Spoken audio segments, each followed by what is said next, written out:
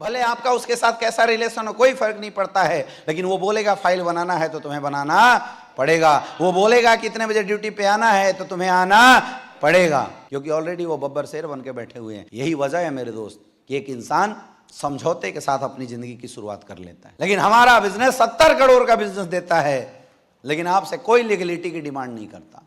न फैक्ट्री खोलना है, न दुकान खोलना है, न शटर बंद करने हैं, न शटर उठाने हैं, न एम्प्लॉय रखना है, न जीएसटी का लफड़ा है, न आप एमएसएमई का लफड़ा है, और बड़े आराम से लोग लाखों रुपए कमाए। अब डायरेक्ट सेलिंग की जरूरत क्यों है? तो मेरे दोस्त, आज दुनिया में पैसा कमाने के दो तरीके हैं। या तो हम नौकरी करते हैं या तो हम बिजनेस कर सकते हैं। नौकरी करने के लिए जॉब क्वालिफिकेशन चाहिए, टैलेंट की जरूरत है। बिना टैलेंट का नौकरी कहीं भी नहीं मिलता।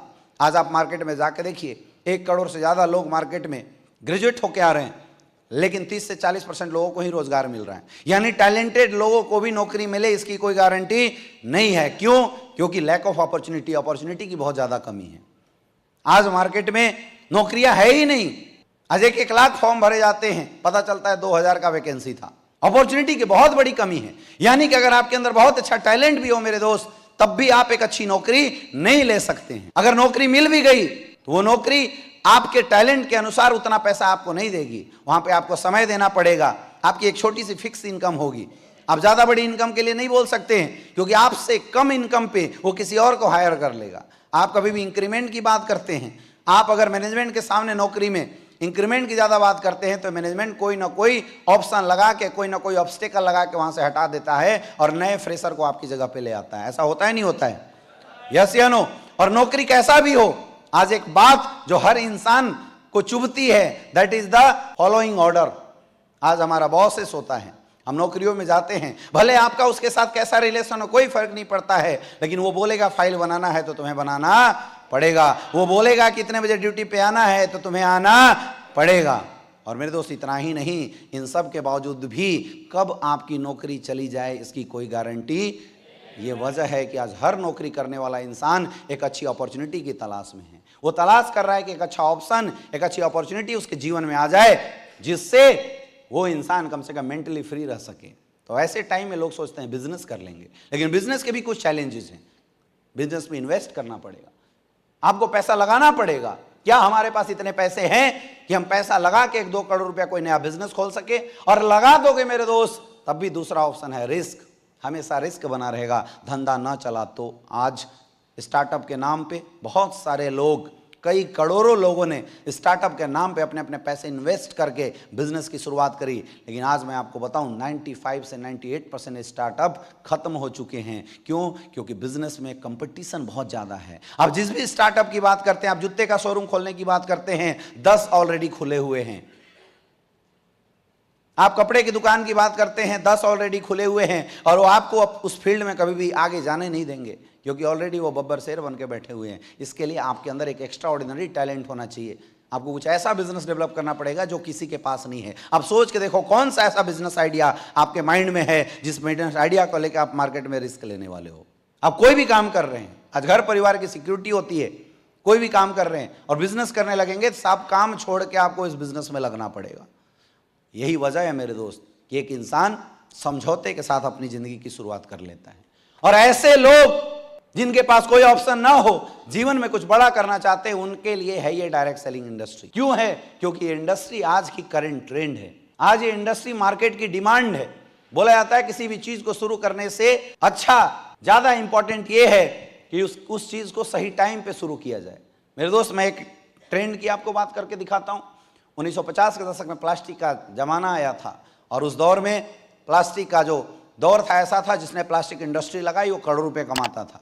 लेकिन आज प्लास्टिक सरकार बैन कर रही है, आज प्लास्टिक यूज को मना किया जा रहा है। आज रिसाइकेबल प्लास्टिक का जमाना आ गया। अगर आज आप चाह के भी प्लास्टिक की फैक्ट्री खोलते हैं तो नहीं चला सकते हैं, हर एक माल 10 रुपया हो चुका है।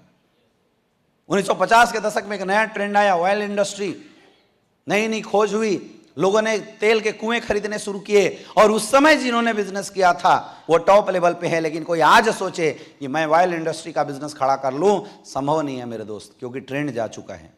1970 के दशक में ऑटोमोबाइल इंडस्ट्री आया था। आपने देखा फोर्ड जैसी कंपनियां टाटा जैसी कंपनियों ने उस समय ऑटोमोबाइल इंडस्ट्री के अंदर एंट्री मारा था। अगर आज कोई कितना भी बड़ा इंसान हो, अगर ऑटोमोबाइल इंडस्ट्री का बिजनेस खोलने की बात करे तो संभव नहीं है। पहले के गराज खोल के लोग पैसा कमाते थे, लेकिन आज हर कंपनियों ने अपने सर्विस सेंटर खुद डेवलप कर लिए हैं। आज सारे वो गराज धीरे धीरे बंद होने शुरू हो गए। आपके अपने लोकल एरिया में आपने देखा होगा, सुना होगा, लोग गराज खोलते थे और अच्छा पैसा कमाते थे, लेकिन आज सारे गराज खत्म हो चुके हैं, क्योंकि वो सारे गराजों का स्थान उन कंपनी के मालिकों ने सर्विस सेंटर के रूप में ले लिया है।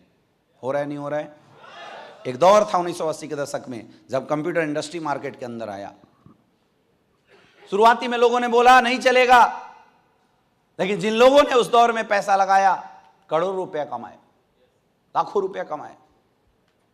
हर घर में कंप्यूटर जाना शुरू हुआ, और जिन्होंने कंप्यूटर के डेवलपमेंट पे काम किया, जिन्होंने कंप्यूटर की मैन्युफैक्चरिंग पे काम किया, 1980 के दशक में वही लोग आज भी हैं। चाहे आप बात HCL के कीजिए, चाहे आप HP की बात कीजिए, चाहे आप डेल की बात कीजिए, चाहे आप एप्पल की बात कीजिए। आज अगर कोई इंसान सोचे कि मैं कंप्यूटर का नया दौर खड़ा कर दूं, मैं कंप्यूटर का नया डिस्ट्रीब्यूटर बनकर बिजनेस बड़ा कर दूं, संभव नहीं है, क्योंकि ट्रेंड जा चुका है। आज हर घर में कंप्यूटर की जो डिमांड थी, उस डिमांड को मोबाइलों ने ले लिया है। बंद हो चुका है ये सब चीज। एक दौर आया जब इंटरनेट मार्केट में नई नई आई, टेलीकम्युनिकेशन इंडस्ट्री। आप सब ने देखा होगा 1990 के दशक में लोग एक एक STD PCO खोलते थे और लाखों रुपए कमाते थे। एक एक घंटे का 40-40 रुपए लोग लिया करते थे, एक एक सिस्टम का। 10 सिस्टम लगाए और बड़े आराम से लोग लाखों रुपए कमाए। लेकिन क्या आज साइबर कैफे का बिजनेस चल सकता है? क्यों? क्योंकि दौर खत्म हो गया। वैसे मेरे दोस्त, 2000 के दशक में इंश्योरेंस सेक्टर आया, और आज 2010 ऑनवर्ड जो एक इंडस्ट्री है जो मार्केट में बहुत बूमिंग तरीके से मार्केट में चल रही है, उस इंडस्ट्री का नाम है डायरेक्ट सेलिंग इंडस्ट्री। और खुशी की बात है, खुशी की बात है मेरे दोस्त, कि आप सबको उस इंडस्ट्री में काम करने का मौका मिला है। ये इंडस्ट्री बेहतरीन क्यों है? सबसे पहला, जीरो इन्वेस्टमेंट। यहां पे कोई इन्वेस्टमेंट नहीं है। आपने 16,000 रुपए दिए, आपको प्रोडक्ट मिल गया, या तो प्रोडक्ट खुद खाओगे या तो लोगों को यूज करवा दोगे। बताओ, कोई इन्वेस्टमेंट हुआ? नो।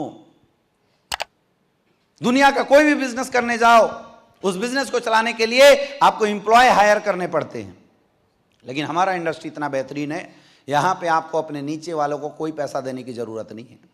आपने शुरू किया, आपने अपने नीचे 2 लोगों को प्लान दिया, अगर वो जुड़ा तो बेस्ट, नहीं तो नेक्स्ट अगले 2 को प्लान देंगे, और वो जो आते हैं पैसा वो देते हैं। कंपनी का सॉफ्टवेयर आपको मिल जाता है फ्री में, आप अपने डाउन में लगा देते हैं।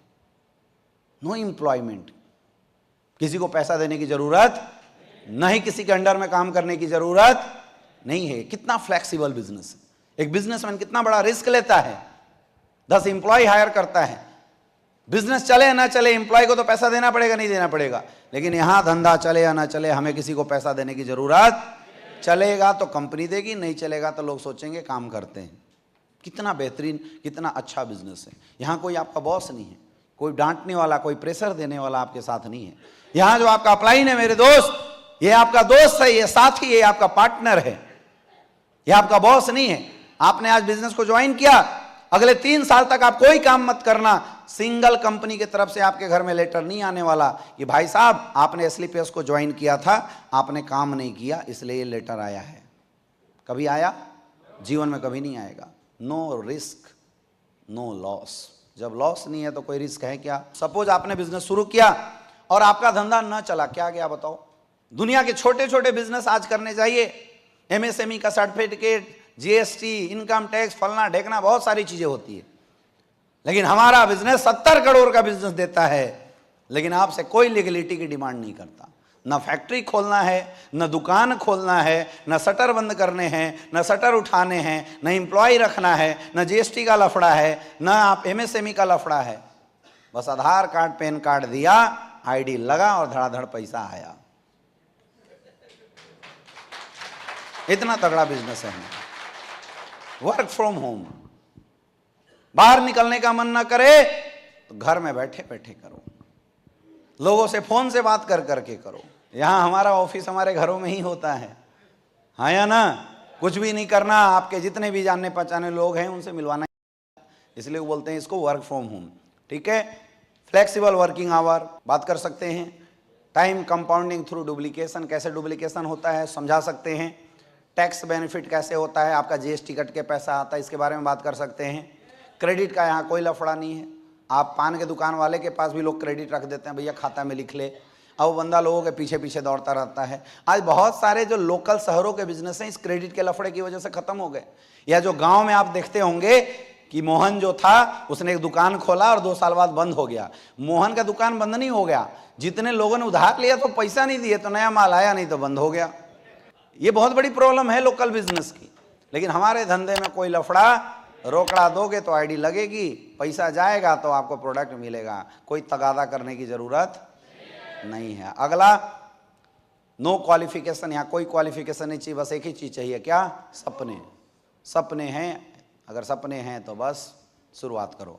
अगला नेचुरल बिजनेस है, कोई स्पेशलाइजेशन की जरूरत नहीं। आप सोचिए जिस बिजनेस में ये 13 क्वालिटी है, जिस बिजनेस में इतना भयंकर सपोर्ट, जिस बिजनेस में इतनी फ्लेक्सिबिलिटी है, क्या ऐसे बिजनेस में कैरियर लगा के हम लोग अपने जीवन में बदलाव कर सकते हैं? यस या नो? यस या नो? कर सकते हो? यस। और मेरे दोस्त, आज हम लोगों को बताते हुए खुशी मिलता है कि डायरेक्ट सेलिंग इंडस्ट्री के अंदर हिंदुस्तान का सबसे बड़ा प्लेटफॉर्म एसलीपीएस वेलनेस के साथ आपको काम करने का मौका मिलता है।